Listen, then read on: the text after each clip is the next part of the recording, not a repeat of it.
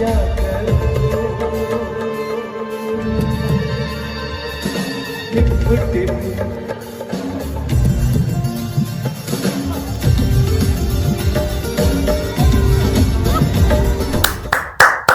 भाई भोले भाले से टिपिकल इंडियन अंकल टाइप से दिखने वाले हमारे उदित नारायण सर, जो कि इतने बड़े सिंगर हैं, उन्होंने ये हरकत करके दिखा दिया कि भाई लस्ट का कोई एज नहीं होता है, हवस की कोई उम्र नहीं होती है। आपको तो पता ही है मैं किस हरकत की बात कर रहा हूँ, जरा इस वीडियो को देखिए।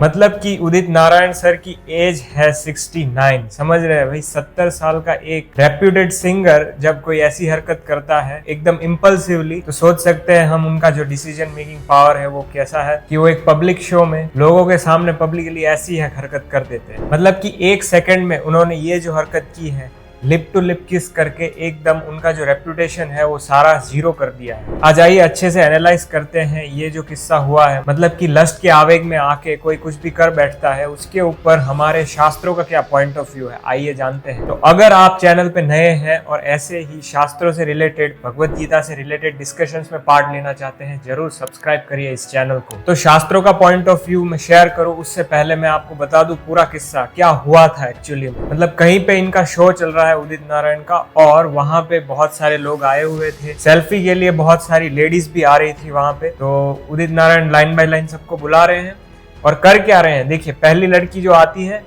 उसको वो गाल पे किस कर लेते हैं। अब सवाल ये उठता है कि फिर आगे ये सारी महिलाएं क्यों दौड़ के आ रही थी, जब उन्हें पता था कि उदित नारायण फोर्सफुली सारी लड़कियों को ऐसे चूम रहे हैं। तो फिर ऐसा चलता गया, 3-4 बार महिलाएं ऐसे आती गई और सेल्फी के बदले उनको चूमा जा रहा था उदित नारायण के द्वारा। तो यहाँ तक अगर हम देखें, हम समझ सकते हैं कि महिलाओं को कोई प्रॉब्लम नहीं था कि उदित नारायण उनको किस करे, और उदित नारायण को भी कोई प्रॉब्लम नहीं था उनको किस करने में। तो देख सकते हैं हम दोनों पार्टी का एकदम से क्या बोल सकते हैं, हम दोनों का समझौता था इसमें, ऐसा लग रहा है। एक तरफ से महिलाएं आ रही हैं जो कि सेल्फी के लिए आई है, उनको किस नहीं चाहिए था, लेकिन वो कर रहे हैं, उन्हें अच्छा लग रहा है, और फिर वापस महिलाएं आ रही है। इससे हम क्या समझ सकते हैं, फिर आगे हम देखते हैं ये वाली जो क्लिप है, इसकी वजह से ये पूरा जो वीडियो है वो वायरल हुआ है। होता यह है कि एक महिला आती है लेकिन बिना कंसेंट के वो उदित नारायण को किस कर लेती है। अब उदित नारायण क्या करते हैं, पहले से सारी महिलाओं के साथ ऐसा करते आ रहे थे, उनको लगा कि मैं एक स्टेप और अहेड जाऊं, मतलब फ्रैक्शन ऑफ सेकंड में वो ऐसा डिसीजन ले लेते हैं कि लिप टू लिप किस दे देते हैं उस लड़की को, और उस वजह से और फिर उसके बाद महिला का क्या रिएक्शन होता है, वो सरप्राइज थी। तो इससे हमें पता चलता है कि जो लास्ट महिला आई उसका भी मन था, और उन्होंने क्या बिना कंसेंट के सेलिब्रिटी को किस कर लिया। उसी तरह से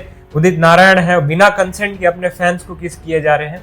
तो यहाँ पर दोषी दोनों को मैं ठहराऊंगा, लेकिन उदित नारायण की बात करें, उनको ये समझना था कि समाज में उनका जो रेप्यूटेशन है, सब लोग उनसे प्रेरणा लेते हैं, तो उन्हें ये हरकत करने से थोड़ा हिचकिचाना चाहिए था। लेकिन नहीं, लस्ट के आवेग में आके इंसान तो कुछ भी कर बैठता है, इंटेलिजेंस तो उसका तब काम ही नहीं करता है। और हमने इससे भी पहले देखा है, जैसे बालाकृष्णन सर हो गए एनबी के, जो 64 ईयर्स की उनकी एज है, वो भी देखिए कैसा डांस कर रहे थे उर्वशी के साथ, जो कि उनकी बेटी नहीं उनकी पोती की उम्र की है। और उदित नारायण का ऐसा केस नहीं है, पहले भी उनके जो वीडियोस है अभी अभी वायरल हो रहे हैं कि कैसे वो श्रेया घोषाल को बिना कंसेंट के किस कर लेते हैं। तो इसीलिए मैं तो धन्यवाद देता हूँ बॉलीवुड के ऐसे एक्टर्स को जो कि बुढ़ापे में भी ऐसी हवस वाली हरकतें कर रहे हैं, ताकि हम रियल में समझ सके कलयुग का कंडीशन क्या होता है। यहाँ पर लस्ट हैज नो एज, मतलब किसी भी उम्र में किसी का भी लस्ट बाहर आ सकता है। इतने सारे जो रेप केसेस हम देख रहे हैं, छोटी छोटी बच्चियों के साथ जो काम हो रहे हैं, वो क्यों हो रहे हैं, अंदर का जो ये शैतान है, जब हम उसको रोकते नहीं है तो यही हो जाता है। अब आइए शास्त्रों से देखते हैं, बहुत सारे ऐसे स्टोरीज है।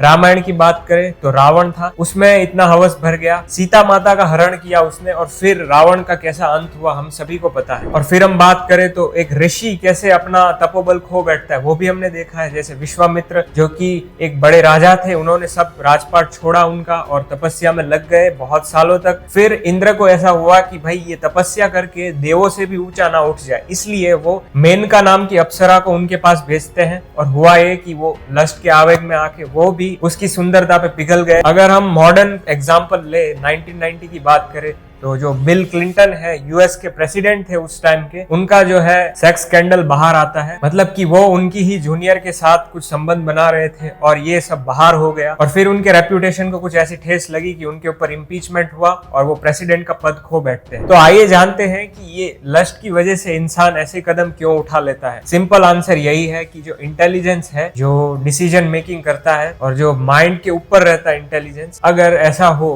कि हमारे जो सेंसेस है वो इतने पागल हो जाए और माइंड जो है वो उनको इन्वोक करता है कि भाई और प्लेजर चाहिए, तो सेंसेस और प्लेजर लेना चाहती है। उस चक्कर में अगर फिर इंटेलिजेंस का कोई रोल नहीं रहता है तो हम समझ सकते हैं कि बिना इंटेलिजेंस के फिर क्या ही होता है। मतलब सारी सेंसेस अनकंट्रोलेबल हो जाती है और माइंड तो चाहता ही है सेंसेस को प्लेजर दिलाना और फिर माइंड भी एंजॉय करना चाहता है। तो इसीलिए हमें ये ध्यान रखना है कि हम हमेशा अलर्ट रहे। हम ये समझे कि माया जो है वो हमेशा ट्राई कर रही है हमें इसका शिकार बनाने का। तो हमें ये ट्राई करना है कि हम माया की नहीं बल्कि भगवान श्री कृष्ण की शरण ले, भगवान का ही गुणगान हमेशा करते रहे, हमेशा अलर्ट रहे कि भाई मेरे साथ ही कभी भी हो सकता है। एक ऋषि जो है इतने बड़े जो तपस्या कर रहे हैं, अगर उनका तपोबल कोई अप्सरा आके को भंग कर सकती है तो हम तो भी नॉर्मल इंसान है। तो इसीलिए हमें बहुत अलर्ट रहना पड़ेगा, स्पेशली कलयुग चल रहा है इसीलिए। सो हमेशा भगवान का नाम जप करते रहे और गुरु के शरण में रहे, गुरु के आदेशों को माने और सभी लोग भगवत गीता पढ़े। इसमें बहुत नॉलेज दिया गया है कि कैसे हम